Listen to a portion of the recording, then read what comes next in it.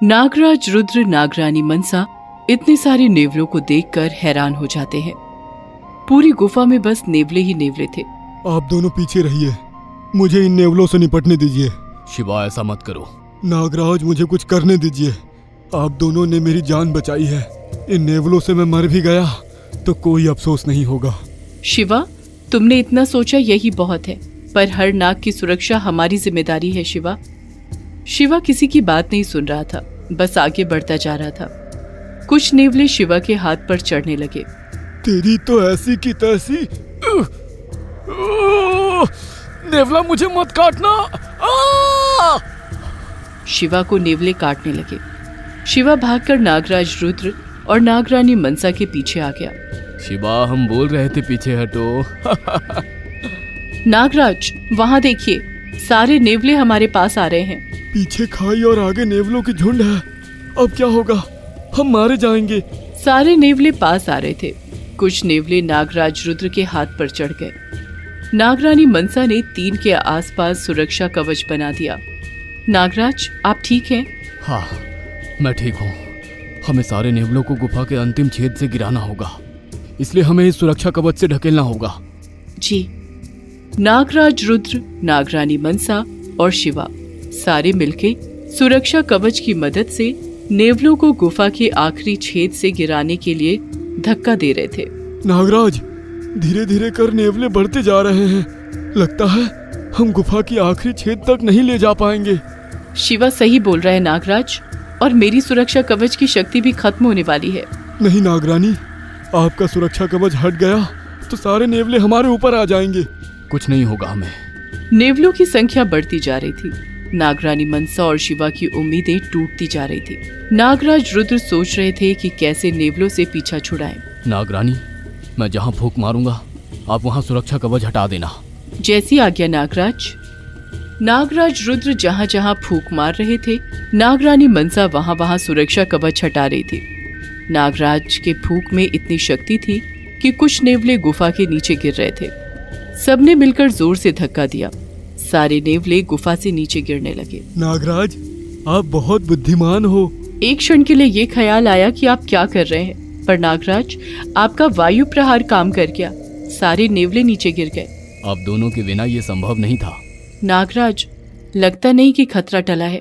ये गुफा किसी आम गुफा की तरह नहीं है, ये खतरों की गुफा है। अब कौन सा खतरा इस गुफा में होगा? हमने सारे नेवलों को तो मार दिया ना। नेवले मारे गए, शायद आगे कुछ और हो। तभी उन तीनों के सामने अदृश्य शक्ति थी। वो शक्तियां तेजी से उड़ रही थी। कौन है यहाँ? सब पीछे रहो, मुझे पता है ये क्या है। नागराज, आप इतने चिंतित क्यों हैं? क्या बला है ये? अदृश्य शक्तियों को देख नागराज, रुद्र चौकन्ने हो गए थे। नागरानी मनसा और शिवा को थोड़ा भी एहसास नहीं है कि ये अदृश्य शक्तियां क्या कर सकती हैं। आप दोनों मेरे पीछे ही रहना। ये अदृश्य शक्तियां काफी शक्तिशाली होती है। तभी अदृश्य शक्तियां इन तीनों की ओर आते आते गायब हो गई। शिवा काफी डर गया था। कहाँ चली गई अदृश्य शक्तियां?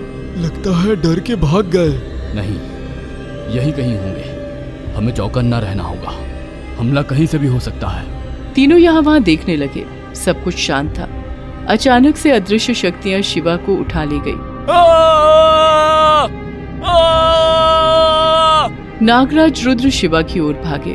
तभी दूसरी ओर से नागरानी मनसा को दूसरी अदृश्य शक्ति ने घसीटा और वो उन्हें गुफा के नीचे गिराने वाली थी। नागराज, रुद्र!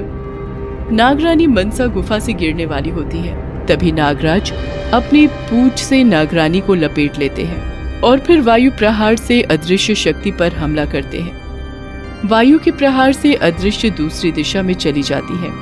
नागरानी मनसा पूंछ की सहायता से ऊपर आ जाती है। आप ठीक तो है नागरानी? हम ठीक है नागराज, परंतु शिवा कहाँ है?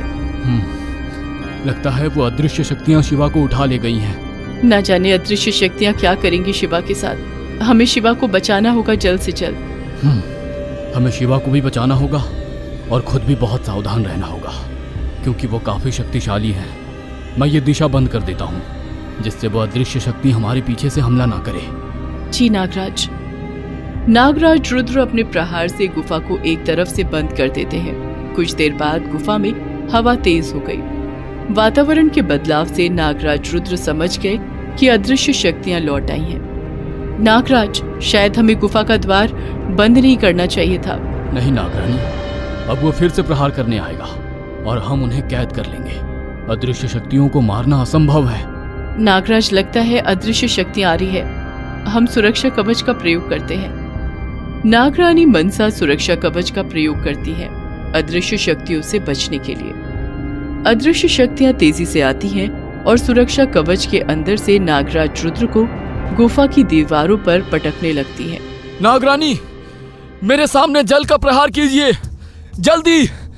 नागरानी मनसा नागराज रुद्र के सामने जल का प्रहार करते हैं। जल के प्रहार से अदृश्य शक्ति का ढांचा दिखाई देता है। जल के प्रहार से अदृश्य शक्ति गुफा की बंद तरफ पत्थरों से टकराती है।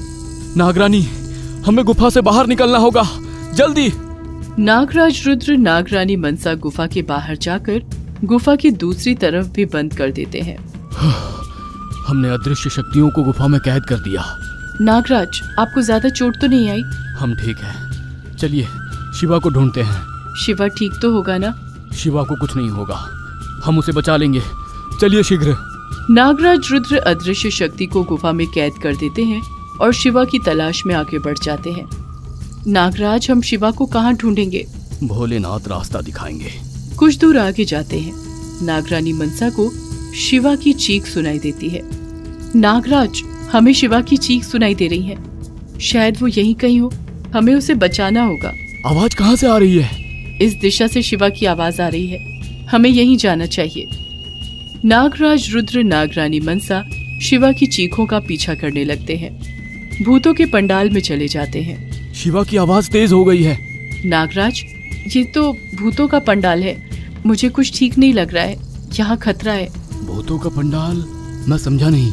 मतलब यहाँ हर एक शक्तिशाली भूत रहते हैं, भूत लोग के। नागराज रुद्र नागरानी मनसा की बात समझ नहीं पा रहे थे। उन्हें बस शिवा की फिक्र थी। भूत पंडाल के और अंदर उन्हें शिवा पिंजरे में कैद दिखाई देते हैं। नागरानी, देखिए, शिवा मिल गया, वो देखिए। नागराज रुद्र शिवा की ओर बढ़ रहे थे, पर नागरानी मनसा शंका में थी। उन्हें बहुत बुरी बुरी शक्तियों की उपस्थिति महसूस हो रही थी। यहाँ कुछ तो गड़बड़ है नागराज। पहले शिवा को ढूंढते हैं नागरानी। क्या नागराज रुद्र शिवा को पिंजरे की कैद से छुड़ा पाए? नागरानी मनसा बुरी शक्तियों का होना महसूस कर रही है। क्या उस भूतों के पंडाल में शिवा अकेला है या वहाँ और कोई भी है? जानने के लिए देखते रहिए हमारा अगला एपिसोड, नागराज रुद्र।